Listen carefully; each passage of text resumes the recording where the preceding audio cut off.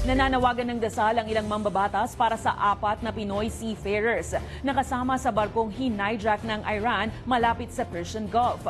Bahagi ito ng tumitinding tensyon sa pagitan ng Iran at Israel. Ang balitang A to Z Overseas, hatid ni Kim Salinas.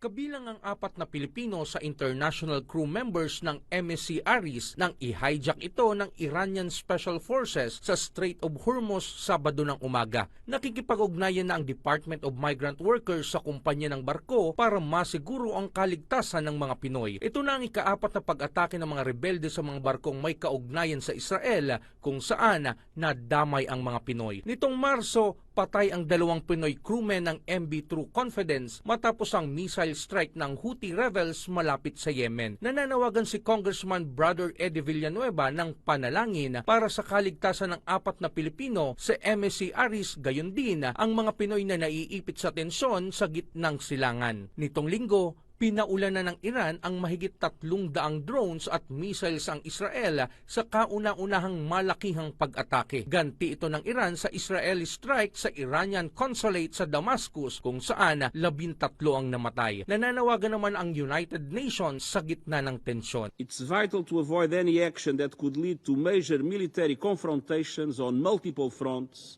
in the Middle East. Civilians are already bearing the brunt and paying the highest price.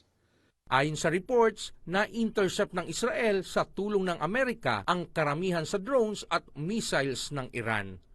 Para sa Balitang A to Z, Kim Salinas.